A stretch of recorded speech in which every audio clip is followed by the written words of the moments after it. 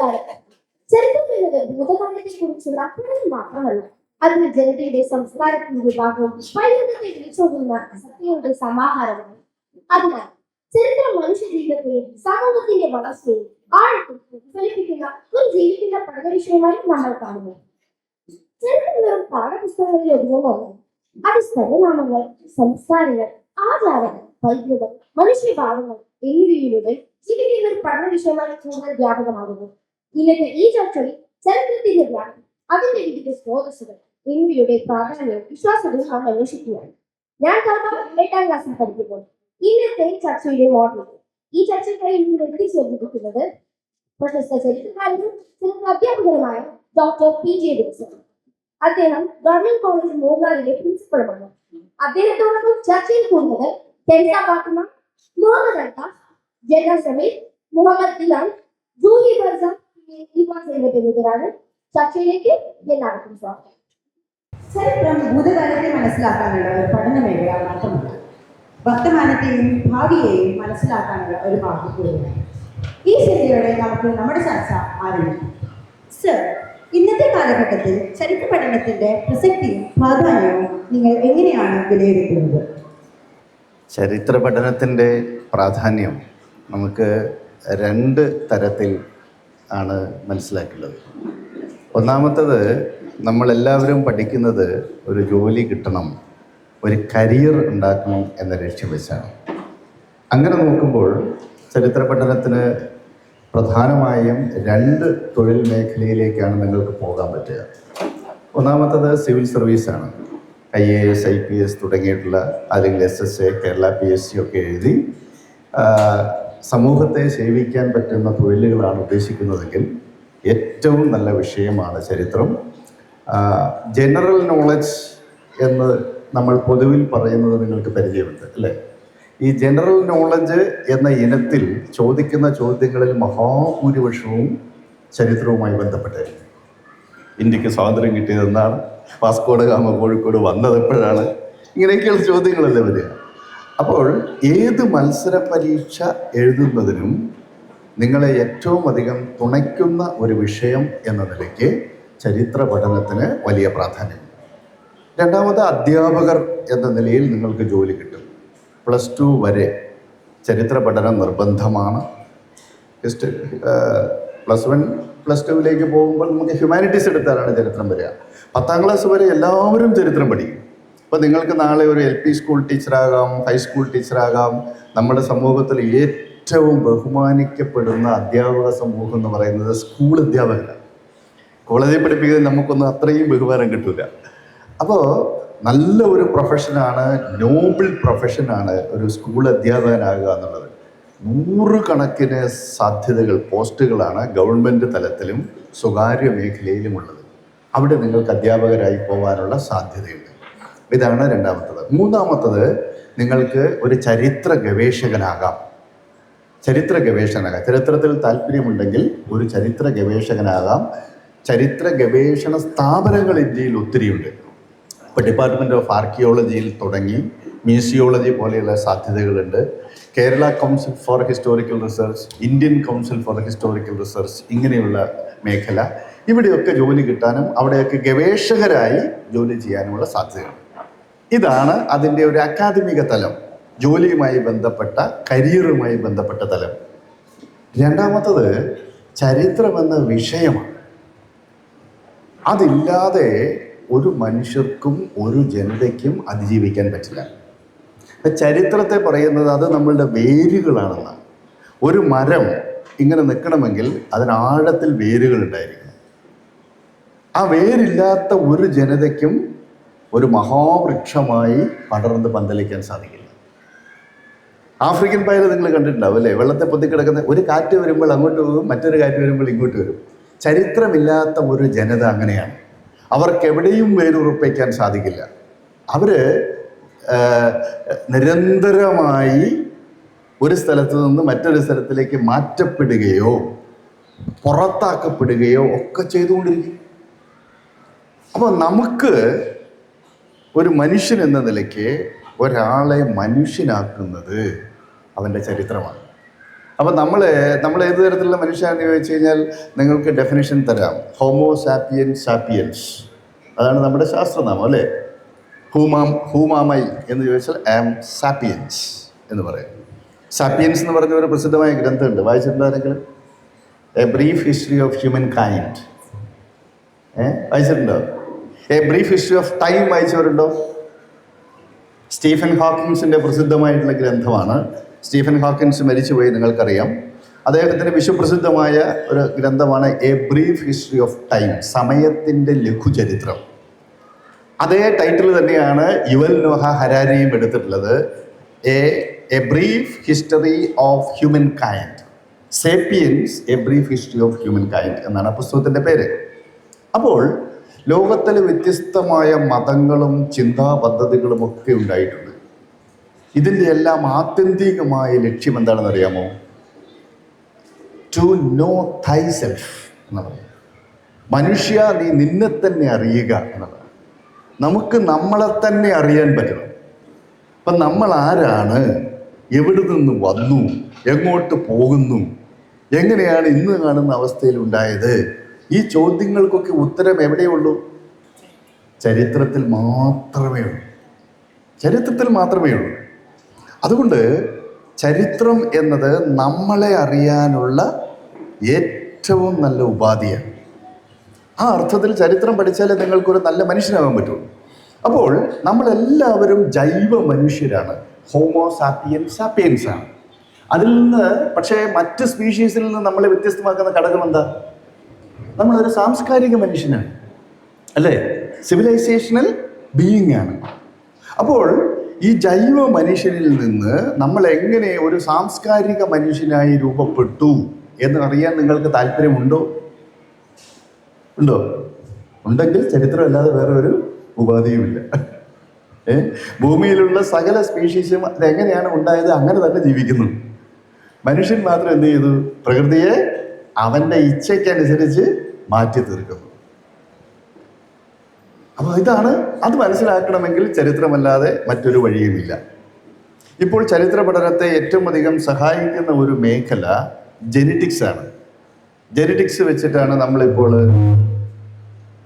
ചരിത്രത്തെ മനസ്സിലാക്കുകയും പഠിക്കുകയും ഒക്കെ ചെയ്യുന്നത് കേട്ടോ.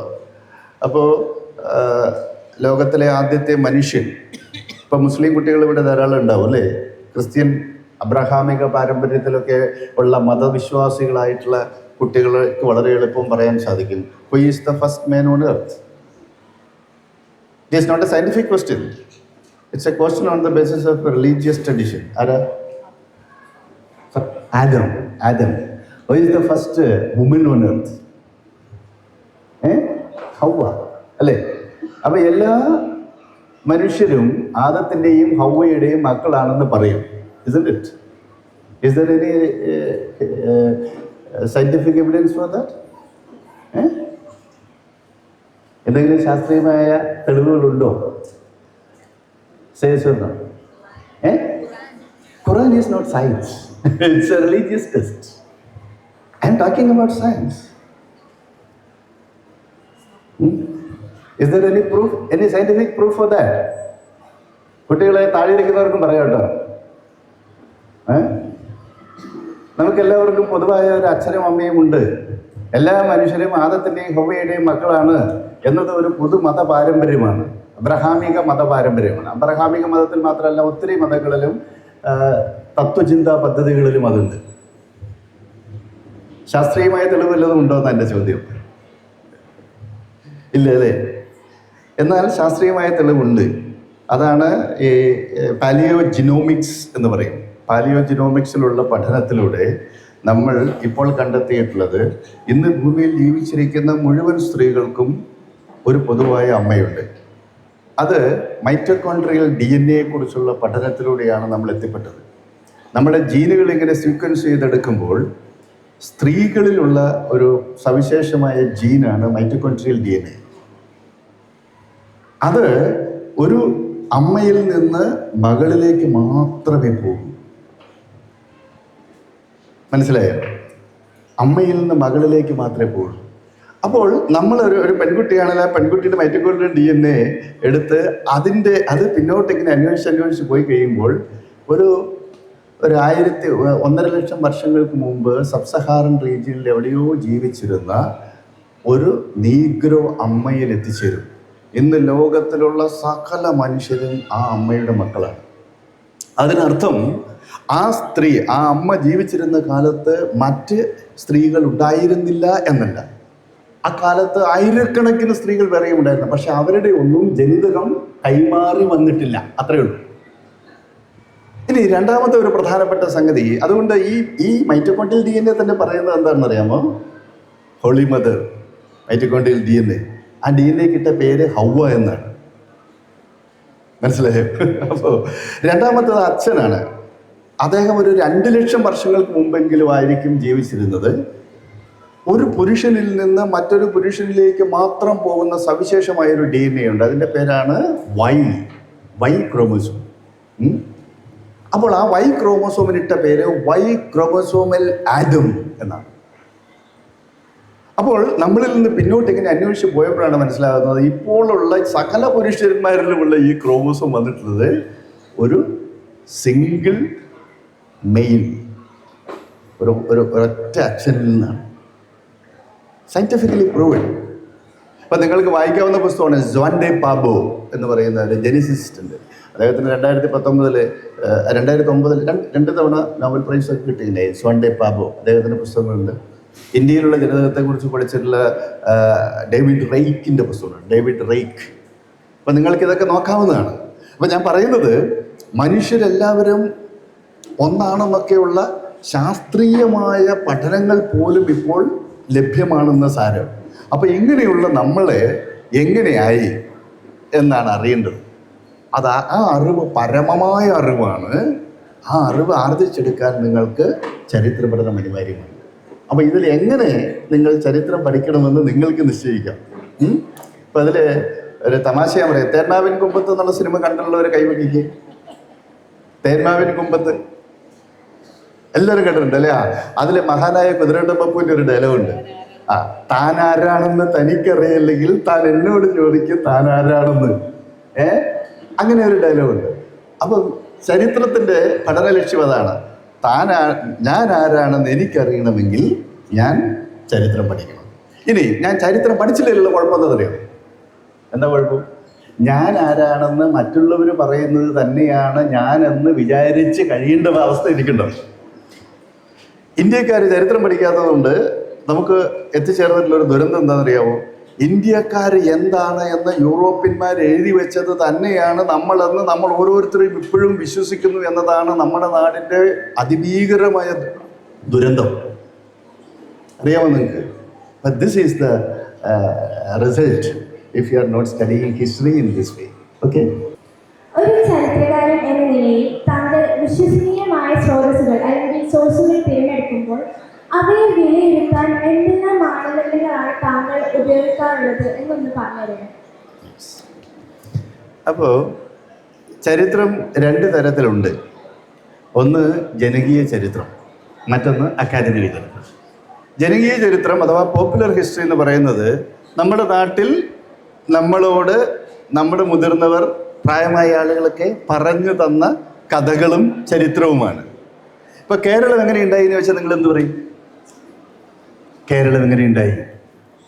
പെട്ടെന്ന് തന്നെ പറയും അത് പരശുരാമൻ മഴ എറിഞ്ഞ് ഉണ്ടാക്കിയതാണ് എന്ന് പറയും.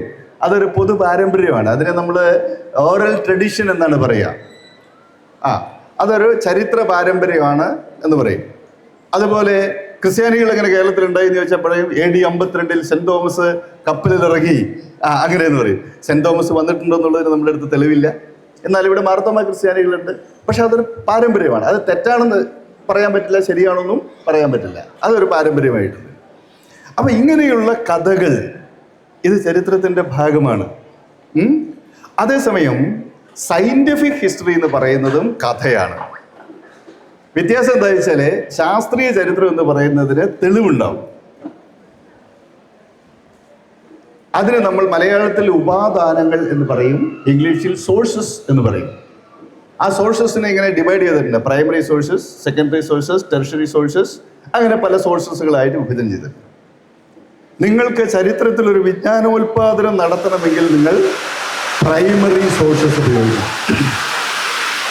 ചരിത്രത്തെക്കുറിച്ച് പലരുടെ അഭിപ്രായങ്ങളും വ്യാഖ്യാനങ്ങളും നാം കേൾക്കാറുണ്ട്. അത്തരമൊരു സാഹചര്യത്തിൽ ഒരു ചരിത്രകാരൻ എന്ന നിലയിൽ സത്യവും അഭിപ്രായം എങ്ങനെ തിരിച്ചറിയും? ചരിത്രത്തിൽ നിങ്ങളെയും എന്നെയും ഒക്കെ സങ്കടപ്പെടുന്ന ഒരു കാര്യം നമ്മൾ പൊതുവെ പറയാറുണ്ട്, ഇതൊക്കെ ചരിത്ര സത്യമാണ് എന്ന്. ചരിത്രത്തിൽ അങ്ങനെ പെർമനന്റ് ആയിട്ടുള്ള ഒരു സത്യമില്ല. മനസ്സിലായോ? സുസ്ഥിര ഇതാണ് സത്യം എന്ന് പറയും, അങ്ങനെയില്ല. ഇപ്പോൾ നിങ്ങളെല്ലാം ഇന്ത്യ ചരിത്രം പഠിക്കുന്നില്ലേ? പഠിക്കുന്നുണ്ടല്ലോ. ആരെങ്കിലും സൈന്ധവ നാഗരികതയെക്കുറിച്ച് പഠിക്കാതിരുന്നിട്ടുണ്ടോ? ഇൻഡസ് വാലി സിവിലൈസേഷൻ കേട്ടിട്ടുണ്ടോ? കേട്ടിട്ടുണ്ട് അല്ലേ? അവര് ആയിരക്കണക്കിന് സീലുകൾ ഉണ്ടാക്കിയിട്ടുണ്ട്. വായിച്ചിട്ടുണ്ടോ? ഇന്നവരെ വായിച്ചിട്ടുണ്ടോ? ഇല്ല. അപ്പോൾ ഇൻഡസ് സ്ക്രിപ്റ്റ് വായിക്കുന്നതോടുകൂടി ഇതുവരെ പഠിച്ച ഇന്ത്യ ചരിത്രം മുഴുവനും പകിടം മതി. ചരിത്രത്തിലെ വലിയ മിത്തുകളിൽ ഒന്നാണ്, ഒരു പ്രഹേളികയാണ്. നമുക്കിതുവരെ സൈന്ധവ ലിപി വായിച്ചെടുക്കാൻ പറ്റിയിട്ടില്ല. നമ്മുടെ പൂർവികർ മോഹൻജാദാരോ, ഹാരപ്പ, കളിബംഗൻ, സർക്കോട്ടഡ, രൂപാർ, ബെനവാലി, ദൊളാവീര തുടങ്ങി എത്രയോ മഹാനഗരങ്ങൾ ജീവിച്ചിരുന്നതാണ്. ഞാൻ നിങ്ങളോടൊരു സിമ്പിൾ ചോദ്യം ചോദിക്കാം. ഇന്ത്യയിലെ ഒരു പ്ലാൻഡ് സിറ്റിയുടെ പേര് പറയൂ. ഇപ്പോഴത്തെ ഇന്ത്യയിലെ പ്ലാൻഡ് സിറ്റി, ആസൂത്രിത നഗരം, ആർക്ക് പറയാം? അല്ല, ഇന്ത്യയിൽ കുറെ നഗരങ്ങളുണ്ടല്ലോ. ഇതിൽ ആസൂത്രിതമായി നമ്മൾ നിശ്ചയിച്ച് ഉണ്ടാക്കിയിട്ടുള്ള ഒരു നഗരത്തിന്റെ പേര് പറയാമോ? ഏതാ? ന്യൂഡൽഹി. Absolutely correct. ന്യൂഡൽഹി. അത് ല്യൂട്ടൻ ഉണ്ടാക്കിയതാണ്. പഴയ ദില്ലി അവിടെയുണ്ട്, പുതിയ ദില്ലി പ്ലാൻഡ് സിറ്റിയാണ്. മറ്റൊരു പ്ലാൻഡ് സിറ്റി പറയാമോ? ബാംഗ്ലൂരില്ല. 100. പക്ഷെ ന്യൂഡൽഹിയുടെ കൂടെ വരുമ്പോൾ ഓൾഡ് ഡൽഹിയും കൂടി ഉള്ളത് കൊണ്ട് അതിനെ നമ്മൾ ഡൽഹി എന്ന് പറയുമ്പോൾ മൊത്തത്തിൽ അത് പ്ലാൻഡ് സിറ്റി ആണെന്ന് പറയാൻ പറ്റില്ല. കാരണം ഇന്ദ്രപ്രസ്ഥം മുതൽ ഇങ്ങോട്ടുള്ള ചരിത്രമുണ്ട്. നമ്മൾ 100% പ്ലാൻഡ് ആയിട്ട് ഉണ്ടാക്കിയിട്ടുള്ള നഗരമാണ് പഞ്ചാബിന്റെയും ഹരിയാനയുടെയും തലസ്ഥാനമായിട്ടുള്ള ചണ്ഡീഗഡ്. എന്ന് പറഞ്ഞാൽ ഇന്ന് ഇന്ത്യയിൽ ഒരു പ്ലാൻഡ് സിറ്റി ഉള്ളത് വേണമെങ്കിൽ പറയാം, അത് ചണ്ഡീഗഡാണ്. എന്നാൽ ഒരു 2500, 4500, 5000 വർഷങ്ങൾക്ക് മുന്നേ ഇവിടെ ഉണ്ടായിട്ടുള്ള എല്ലാ നഗരങ്ങളും പ്ലാൻഡ് സിറ്റീസ് ആയിരുന്നു. Mohenjodaro was a planned city, Harappa was a planned city, Dholavira was a planned city. Can you imagine? ഇങ്ങനെയുള്ള ഹാരപ്പൻ ചരിത്രത്തെക്കുറിച്ച് നമ്മൾ പഠിക്കുമ്പോൾ അവരെഴുതി ഉണ്ടാക്കിയിട്ടുള്ള സ്ക്രിപ്റ്റ് വായിക്കാൻ പറ്റാത്തത് കൊണ്ട് ഇവരെന്താണ് എഴുതി വെച്ചത്, ഇവരെങ്ങനെയാണ് ഈ സംസ്കൃതി ഉണ്ടാക്കിയത് എന്നതിന് ഉത്തരമില്ല. അപ്പൊ ഇതുവരെ പഠിച്ച ഇന്ത്യ ചരിത്രം മുഴുവനും മാറും എപ്പോൾ? ഈ ലിഖിതം വായിക്കാൻ കഴിഞ്ഞാൽ. അപ്പൊ അതുകൊണ്ട് അതിനർത്ഥം ഇതുവരെ നമ്മൾ പറഞ്ഞതെല്ലാം തെറ്റാണെന്നല്ല, പക്ഷേ പെർമനന്റായി സ്ഥിരമായി ഇതാണ് സത്യം എന്ന് ചരിത്രത്തിൽ നമുക്ക് പറയാൻ പറ്റും. നമ്മുടെ പല വിശ്വാസങ്ങളും മാറും. അത് സയൻസിലും അങ്ങനെ തന്നെയാണ് കേട്ടോ. ഇപ്പം ഞാൻ ഒരു ലളിതമായ ഒരു ചോദ്യം ചോദിക്കാം, പെട്ടെന്ന് ഉത്തരം പറയണം, ആലോചിക്കരുത് കേട്ടോ. ആരോടാ ചോദിക്കട്ടെ? ചോദിക്കട്ടെ? ഒരു ചോദ്യം ചോദിക്കും, ആലോചിക്കാതെ ഉത്തരം പറയണം. പറയാൻ പറ്റുമോ? ശ്രമിക്കാം. സൂര്യൻ ഉദിക്കുന്നത് എവിടെ? ഈസ്റ്റ്, കിഴക്ക്. കൊള്ളാം. അടുത്ത് സൂര്യൻ അസ്തമിക്കുന്ന എവിടെയാ? വെസ്റ്റ്. ഓക്കെ, രണ്ടുപേരുടെ ഉത്തരം കിട്ടും. ഇനി നിങ്ങൾ 2 മിനിറ്റ് ആലോചിക്കുമോ? വെറുതെ ആലോചിക്കും, ഒന്ന് മനനം ചെയ്യും. അടുത്ത ചോദ്യം, സൂര്യൻ എവിടെ ഉദിക്കുന്നത്? ഈസ്റ്റ്. മനനം ചെയ്തില്ല അല്ലേ? ഓക്കെ, നിങ്ങൾ ആരെങ്കിലും മനനം ചെയ്തോ? എവിടെയാ അസ്തമിക്കുന്നത്? വെസ്റ്റ്. ശരി, ഒരു 2 മിനിറ്റ് കൂടെ ഞാൻ നിങ്ങൾക്ക് തരാം, ഒന്ന് ആലോചിക്കും വെറുതെ. ഇതേ ചോദ്യം ഞാൻ വീണ്ടും ചോദിക്കും കേട്ടോ. പറഞ്ഞോ. സെൻട്രൽ പോയിന്റാ. മനസ്സിലായില്ല? Absolutely correct. Absolutely. അതാണ് ഉത്തരം. അതായത് നമ്മൾ ചെറിയ ക്ലാസ്സുകളിൽ നമ്മൾ പഠിക്കുമ്പോൾ സൂര്യൻ കിഴക്കുദിക്കുന്നു പടിഞ്ഞാറ് അസ്തമിക്കുന്നു എന്നുള്ളത് ആണ് ചോദ്യം ചോദിച്ചാൽ നമ്മൾ ഉത്തരം പറയും. പക്ഷെ ഒരു 2 മിനിറ്റ് ഞാൻ ഒന്നുകൂടെ ചോദിച്ചാൽ ഈ ഗവൺമെന്റ് കോളേജിലെ ഒരു അധ്യാപകനോട് വന്നിട്ട് സൂര്യൻ എവിടെ ഉദിക്കുന്നത് എന്നുള്ള ചോദ്യം ചോദിക്കാൻ സാധ്യതയില്ലല്ലോ. അപ്പൊ ഇതിന്റെ പിന്നിൽ എന്തോ ഉണ്ട് എന്ന് ചോദിക്കുമ്പോൾ 4ാം ക്ലാസ്സിലെ പാഠപുസ്തകത്തിലുണ്ട് സൂര്യൻ ഉദിക്കുകയോ അസ്തമിക്കുകയോ ചെയ്യുന്നില്ല. ഭൂമി സൂര്യനെ പടിഞ്ഞാറ് നിന്ന് കിഴക്കോട്ട് ചുറ്റുന്നത് കൊണ്ടാണ് കിഴക്കുതിച്ച് പടിഞ്ഞാറ് അസ്തമിക്കുന്നതായിട്ട് നമുക്ക് തോന്നുന്നത്. അത് വെറും തോന്നൽ മാത്രമാണ്. ശരിയല്ലേ? അപ്പോ ഇങ്ങനെയാണ് ചോദ്യങ്ങൾ വരുന്നത്. പുതിയ ചില ആശയങ്ങൾ വരുമ്പോൾ നമ്മൾ എന്ത് ചെയ്യും? പഴയത് പോകും. അതുകൊണ്ട് ചരിത്ര സത്യവും ഇങ്ങനെ മാറും. മാത്തമാറ്റിക്സിലും അങ്ങനെ തന്നെയാണ്. ഇപ്പോൾ ഒരു കണക്കിന്റെ ക്ലാസ് ആണിത്. It's A mathematical class room.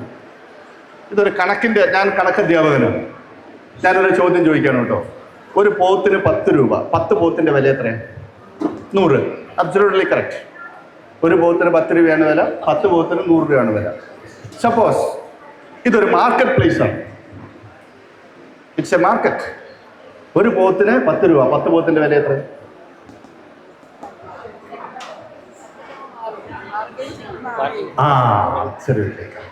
അതാണ് മാർക്കറ്റിൽ പോകുന്ന സ്ഥിതി മാറും അല്ലേ? ഒരു പോത്തിന് 10 രൂപയാണ്, രണ്ടാമത്തെ പോത്തിന് ചിലപ്പോൾ 15 രൂപയായിരിക്കും. അത് ശരിക്കും വിളിക്കുന്ന പോത്ത് വല്ല ജല്ലിക്കെട്ട് പോത്ത് വേണമെങ്കിൽ അതിന് 10 ലക്ഷം മുതൽ 1 കോടി രൂപ വിലയുണ്ട്. നിങ്ങള് പോത്ത് രാജയുടെ സിനിമ കണ്ടിട്ടില്ലല്ലേ? രാജമാണിക്യം.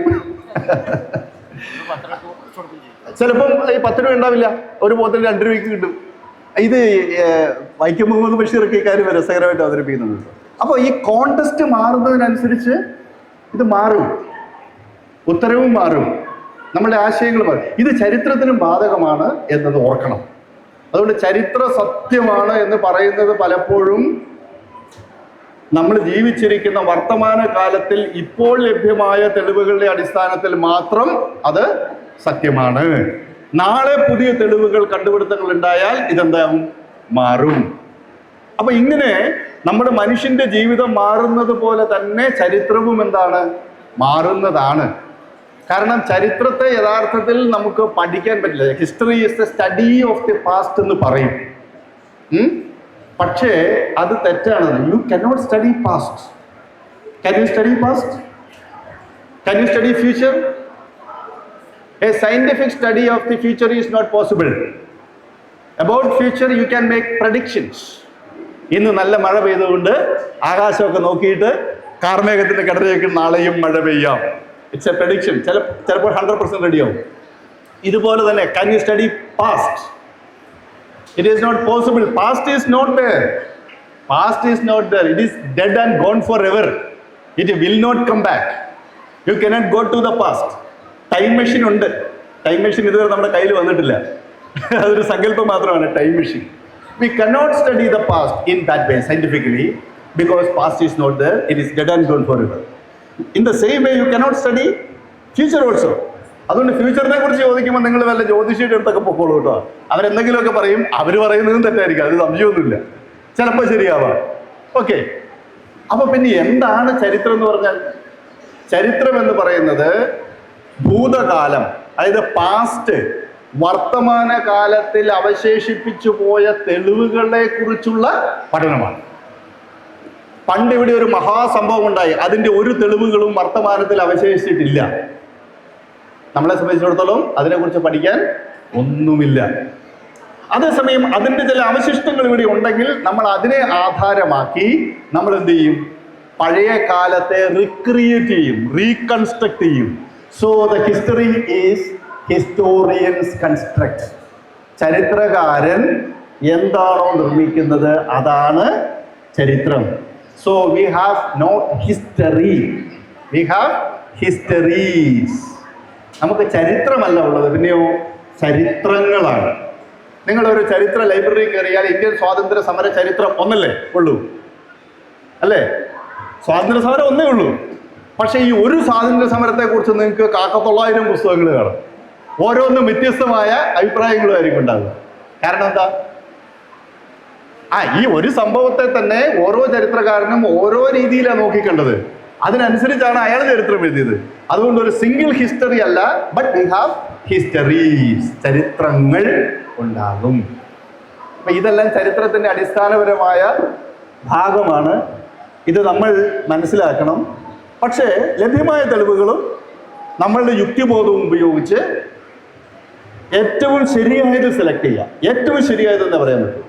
ഇപ്പോൾ ലഭ്യമായതിൽ നമുക്ക് ആശ്രയിക്കാവുന്നതും ഏറ്റവും ശരിയെന്ന് പറയാവുന്നതും ഇതാണ്. അതാണ് അക്കാഡമിക ചരിത്രമായിട്ട് നിങ്ങൾ എവിടെ പഠിക്കുന്നത്? സ്കൂളുകളിലും കോളേജുകളിലും യൂണിവേഴ്സിറ്റികളിലും പഠിക്കുന്നത്. സർ, ഇത് നമ്മുടെ പാനൽ സെഷനിലെ അവസാന ദിവസമാണ്. ഇന്ന് പുസ്തകങ്ങളിലൂടെയും സിനിമകളിലൂടെയും സോഷ്യൽ മീഡിയയിലൂടെയും ചരിത്രം ജനങ്ങളിലേക്ക് വ്യാപകമായിട്ടുണ്ട്. ഈ സാഹചര്യത്തിൽ ജനപ്രിയ ചരിത്രവും അക്കാദമിക് ചരിത്രവും തമ്മിലുള്ള അടിസ്ഥാനപരമായ വ്യത്യാസങ്ങൾ എഴുതുന്നതാണ്. Very important question. There is a huge gap between academic history and popular history. അപ്പം ജനങ്ങൾ പോപ്പുലർ ഹിസ്റ്ററിയിലാണ് വിശ്വസിക്കുന്നത്, അക്കാഡമിക് ഹിസ്റ്ററിയിലൊന്നും വലിയ കാര്യമില്ല. അപ്പം അതുകൊണ്ട് നമ്മൾ എന്ത് വേണം? It is our duty to popularise academic history. That is the only way to fill the gap between academic history and popular history. Popular history പലതും പല രൂപത്തിലുണ്ടാവുക. ചിലപ്പോൾ ശരിയായിരിക്കും, ചിലത് തെറ്റായിരിക്കും, അങ്ങനെയൊക്കെ വരും. ഇനി ഇതിൽ പ്രധാനപ്പെട്ട കാര്യം സിനിമ പറഞ്ഞല്ലോ. സിനിമ, വാട്സപ്പ് യൂണിവേഴ്സിറ്റിയിലൊക്കെ ഇങ്ങനെ പടച്ച് വരികയാണ് ഓരോരോ. വരുന്നൊരു കഥ ഉണ്ടാവില്ല. പക്ഷെ സിനിമകളൊക്കെ പലതും ഉണ്ട്. നിങ്ങൾക്കൊരു ഫിലിം ഫെസ്റ്റിവൽ ഇവിടെ സംഘടിപ്പിക്കും, ഹിസ്റ്റോറിക്കൽ ഫിലിം ഫെസ്റ്റിവൽ. ഇപ്പോൾ ഗാന്ധി എന്ന സിനിമയുണ്ട്, കണ്ടിട്ടുണ്ടോ? ഗംഭീരമാണ്. അതൊരു 100 മഹാത്മാഗാന്ധിയുടെ ചരിത്രം വായിക്കുന്നതിനേക്കാൾ നമ്മളെ സ്വാധീനിക്കും. ഗാന്ധി, റിച്ചാർഡ് ആറ്റൻബറോയുടെ ചരിത്ര പുസ്തകം.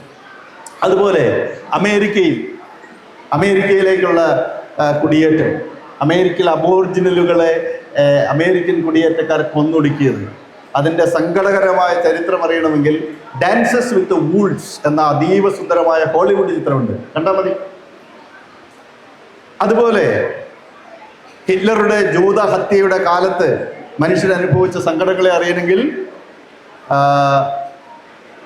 The beautiful life is beautiful എന്ന സിനിമ ഉണ്ടാകും. The life is beautiful. മലയാളത്തിൽ മോഹൻലാൽ ഒരു ചെറിയ പടം ഇറക്കിയായിരുന്നു, ആ പടം അല്ല കേട്ടോ. ദി ലൈഫ് ഈസ് ബ്യൂട്ടിഫുൾ എന്ന് പറഞ്ഞ സുന്ദരമായ ചിത്രമുണ്ട്. ഒരു ഇറ്റാലിയൻ നടനാണ് അതിൽ അഭിനയിച്ചത്, റോബർട്ടോ ബെനീനി. അദ്ദേഹത്തിന് അതിൽ നോബൽ പ്രൈസ് ഓസ്കാർ അവാർഡ് കിട്ടുകയുണ്ടായി. ഇങ്ങനെ ധാരാളം സിനിമകളുണ്ട്, ഡോക്യുമെൻ്ററീസ് ഉണ്ട്, സുന്ദരമായ ഡോക്യുമെൻ്ററീസ് നമുക്ക് ഉണ്ടായിട്ടുണ്ട്. ഡോക്യുമെൻ്ററീസ് കാണാം. അപ്പോൾ ഡോക്യുമെൻ്ററികൾ, BBC ഡോക്യുമെൻ്ററികളൊക്കെ ഒത്തിരി നമ്മളെ സഹായിക്കും. അപ്പോൾ BBCയുടെ ഡോക്യുമെൻ്ററികൾ ചരിത്രമായി 100% ഹിസ്റ്ററിയോട് നീതി പുലർത്തുന്ന ചരിത്ര സിനിമകൾ, ഇതൊക്കെ നമുക്ക് ഒരു ചരിത്ര പുസ്തകം വായിക്കുന്നതിനേക്കാൾ നമ്മളെ സഹായിക്കും. അതുപോലെ തന്നെ സാഹിത്യവും അങ്ങനെ തന്നെയാണല്ലോ. ചില ചരിത്ര സന്ദർഭങ്ങളെ മനസ്സിലാക്കാൻ നമ്മളെ സാഹിത്യം ഗംഭീരമായി സഹായിക്കും. ഇപ്പം റീസെൻ്റായിട്ട് ഞാനൊരു ചെറിയൊരു കവിത നിങ്ങൾക്ക് ചൊല്ലിക്കേൾപ്പിക്കാം. കടമ്മനിട്ട രാമകൃഷ്ണൻ കേരളത്തിലെ വളരെ പ്രസിദ്ധനായിട്ടുള്ള ഒരു സാഹിത്യകാരനാണ്. 2002 ഗുജറാത്ത് കലാപം ഉണ്ടായ സമയത്ത് KN കുഞ്ഞഹമ്മദും കടമ്മനിട്ട രാമകൃഷ്ണനും ഒക്കെ അവർ ഗുജറാത്തിൽ പോയി ഈ കലാപ നടന്ന സ്ഥലങ്ങളൊക്കെ സന്ദർശിച്ച് അദ്ദേഹം തിരിച്ചു. എന്നിട്ട് അദ്ദേഹം ഒരു ചെറിയ കവിതയാണ്, അദ്ദേഹത്തിൻ്റെ ഒരു അനുഭവമാണ്. അതിങ്ങനെയാണ്: ഗുജറാത്തിൽ പോയി കേരളത്തിലേക്ക് മടങ്ങി വരുമ്പോൾ ട്രെയിനിൽ വെച്ച് ഒരു ഗുജറാത്തിയെ പരിചയപ്പെട്ടു. താങ്കളുടെ ശുദ്ധനാമം എന്താകുന്നു? അയാൾ ചോദിച്ചു. ഞാൻ പറഞ്ഞു, രാമകൃഷ്ണൻ. റാം റാം രാംകൃഷ്ണൻ രാംകൃഷ്ണൻ എന്ന് അഭിനന്ദിച്ചുകൊണ്ട് അയാൾ എന്നോട് വളരെ അടുത്തിരുന്നു. താങ്കൾ മാംസഭുക്കാണോ? അയാൾ ചോദിച്ചു. അങ്ങനെയൊന്നുമില്ല, ഞാൻ പറഞ്ഞു. താങ്കളോ? ഞങ്ങൾ വൈഷ്ണവ ജനത ശുദ്ധ സസ്യബുക്കുകളാണ്. അപ്പോൾ നല്ലൊരു അഭിമാനത്തോടെ അയാൾ പറഞ്ഞു, നിങ്ങളിൽ ചില പുല്ലുതീനികൾ പൂർണ്ണ ഗർഭിണിയുടെ വയറ് കീറി കുട്ടിയെ വെളിയിലെടുത്ത് തിന്നതോ തള്ളയെയും ഞാൻ പെട്ടെന്ന് ചോദിച്ചു. ഒരു വികൃത ജന്തുവായി മുഖം മാറിയ അയാൾ കോമ്പല് പുറത്ത് കാണിച്ച് നെറ്റിയിൽ വില്ല് കുലച്ച് എനിക്ക് നേരെ മുരണ്ടു. ഇത്രയേ ഉള്ളൂ. ചെറിയൊരു കവിതയാണ്. ആ കവിത എത്ര സുന്ദരമായിട്ട്, എത്ര ശക്തമായിട്ടാണ് ഒരു ചരിത്ര സന്ദർഭത്തെ അടയാളപ്പെടുന്നത്. മനസ്സിലായോ? അതുകൊണ്ട് സാഹിത്യവും ചരിത്രത്തെ മനസ്സിലാക്കാനുള്ള ഒന്നാന്തരം ഉപാധികളാണ്. അതൊരു ചെറിയ കവിതയാവാം, ഒരു നോവലാവാം, ഒരു കഥയാവാം, ഒരു വലിയ നോവലാവാം. ഇതൊക്കെ നമ്മളെ സഹായിക്കും. അതുകൊണ്ട് ചരിത്രത്തെ മനസ്സിലാക്കാൻ സിനിമ കാണാം, ഡോക്യുമെൻ്ററി കാണാം, കവിതകൾ വായിക്കാം, കഥകൾ വായിക്കാം, നോവലുകൾ വായിക്കാം. ഇതിലൊക്കെ ചരിത്രമുണ്ട്. അപ്പോൾ പക്ഷേ ഇതിനെയൊന്നും അപ്പടി ചരിത്രമായി സ്വീകരിക്കുന്നുണ്ട്. നോവലിൽ പറഞ്ഞു എന്നതുകൊണ്ട് അങ്ങനെ തന്നെയാണ്. ഇപ്പോൾ കേരളത്തിലെ കുടിയേറ്റത്തെ കുറിച്ച് നിങ്ങൾ കേട്ടിട്ടുണ്ട് അല്ലേ? മലബാർ കുടിയേറ്റം, തെക്ക് നിന്ന് കുറേ ആളുകൾ മലബാറിലേക്ക് കുടിയേറി. ഇപ്പൊ മലപ്പുറത്തിൻ്റെയൊക്കെ ഈ മലയോര മേഖല മുഴുവനും ഈ കുടിയേറ്റക്കാരാണ്. നിലമ്പൂർ ഒക്കെ എത്തിക്കഴിഞ്ഞാൽ അപ്പം ഈ കുടിയേറ്റക്കാരുടെ സങ്കടവും വേദനയും ഒക്കെ വളരെ സുന്ദരമായി ചിത്രീകരിക്കുന്ന SK പൊറ്റക്കാടിൻ്റെ ഒരു നോവലുണ്ട്. ചെറിയ നോവലാ, വിഷകന്യക എന്നാണ് ആ നോവലിൻ്റെ പേര്. വായിച്ചിട്ടുണ്ടോ നിങ്ങൾ? വായിച്ചിട്ടില്ല? വായിക്കാം. വിഷകന്യക. മലബാറിനെ വിഷകന്യകയായിട്ടാണ് അദ്ദേഹം അവതരിപ്പിക്കുന്നത്. കാരണം ഇവിടെ മുഴുവനും മലമ്പനിയൊക്കെ ഉണ്ട്. മലമ്പനി, കോളറ അങ്ങനെ വന്നതിൽ വലിയ ശതമാനം ആളുകൾ മരണപ്പെട്ടു പോയി. എന്നിട്ടും ആളുകൾ വന്ന് ഭൂമി വാങ്ങിച്ച് കൃഷി ചെയ്ത് പിന്നീട് അതൊരു വലിയ സംസ്കൃതിയായി മാറി. അപ്പോൾ മലബാർ മൈഗ്രേഷനെ കുറിച്ച് പഠിക്കാൻ നിങ്ങളെ ഏറ്റവും അധികം സഹായിക്കുന്ന ഒരു പക്ഷേ വിഷകന്യകയായിരിക്കും. മമ്മൂട്ടിയുടെ പത്തേമാരി എന്ന് പറഞ്ഞൊരു സിനിമ കണ്ടിട്ടുണ്ടോ നിങ്ങൾ? അത് കൈവയ്ക്കുകയും മമ്മൂട്ടിയുടെ പല പടങ്ങളും കണ്ടിട്ടുണ്ട്. പത്തേമാരി ഹിസ്റ്ററി ഉണ്ട് അല്ലേ? അപ്പോൾ മലയാളികളുടെ ഗൾഫ് മൈഗ്രേഷൻ, അതിൻ്റെ ഗംഭീരമായ ഒരു ചിത്രം അത് കിട്ടണമെങ്കിൽ നിങ്ങൾ പത്തേമാരി കാണണം. എനിക്ക് ഭയങ്കരമായിട്ട് ഫീൽ ചെയ്തിട്ടപ്പെട്ട. ഇപ്പോഴും രണ്ടാമത് ഒന്ന് കാണുന്നുണ്ട്, പക്ഷേ എനിക്ക് സഹിക്കാൻ പറ്റുന്നില്ല, അത്രയും സങ്കടമാണ് ആ സിനിമ. അപ്പോൾ മലബാറിൽ നിന്നുള്ള ഗൾഫ് മൈഗ്രേഷൻ 1970-കളിൽ ഗൾഫ് ബൂം ഉണ്ടായത് കൊണ്ടാണ് നമ്മൾ ഈ കാണുന്ന സൗകര്യം. ഈ സ്കൂൾ അല്ലെങ്കിൽ ഉണ്ടാവില്ല, ഞാൻ ഉറപ്പായിട്ട് പറയാം. ഒരു നല്ല കെട്ടിടം കേരളത്തിലുണ്ടായിരുന്നു, ഒരു നല്ല ബിൽഡിങ്.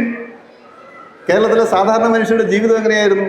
കുറച്ച് സമ്പന്നരായ ആളുകൾ താമസിച്ചിരുന്നു. ഇന്ന് കാണുന്ന രൂപത്തിൽ കേരളത്തിലെ ഈ ഭൗതികമായ വളർച്ചയുണ്ടായത് ഗൾഫ് ബൂം. ഗൾഫിലേക്ക് ആയിരക്കണക്കിന് മനുഷ്യർ പാലായനം ചെയ്തതിൻ്റെ ഉൽപ്പന്നമാണ്.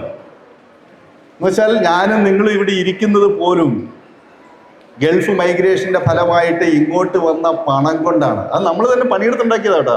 അത് ഇപ്പോൾ ഒക്കെ സുഖമാണ്, പക്ഷെ പണ്ടങ്ങനെയല്ല. ഈ മരുഭൂമിയിലെ 40-44 ഡിഗ്രി ചൂടത്ത് സിമെന്റ് കല്ല് ചുമന്നുണ്ടാക്കിയ പണം, ആ വിയർപ്പിൻ്റെ ഫലമാണ് നമ്മൾ ഇന്ന് അനുഭവിക്കുന്നത്. ആ ചരിത്രം പഠിക്കണ്ടേ? വായിക്കാം, നിങ്ങൾക്ക് പഠിക്കാം. പക്ഷേ ഒരു പത്തേമാരി എന്ന് പറഞ്ഞൊരു സിനിമ കാണുമ്പോൾ ഒറ്റ ഒരു 2.5 മണിക്കൂർ കൊണ്ട് നിങ്ങൾക്ക് അതിൻ്റെ ഒരു ചിത്രം ഹൃദയത്തിലേക്ക് എടുക്കാൻ പറ്റും. അതുകൊണ്ട് ചരിത്ര ഗ്രന്ഥങ്ങൾ വായിക്കുന്നത് മാത്രമല്ല, സിനിമകൾ കാണുന്നതും സാഹിത്യകൃതികൾ പരിചയപ്പെടുന്നതുമൊക്കെ ചരിത്രത്തെക്കുറിച്ച് മനസ്സിലാക്കാൻ നിങ്ങളെ സഹായിക്കും.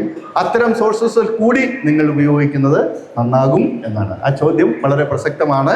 ഇതിനോടൊപ്പം നിങ്ങൾ അക്കാഡമിക ചരിത്രത്തെ ജനങ്ങൾക്ക് പറഞ്ഞു കൊടുക്കാൻ കൂടി കുട്ടികൾ തയ്യാറാണ്. ഹ്യൂമാനിറ്റീസ് കുട്ടികൾ. Thank you.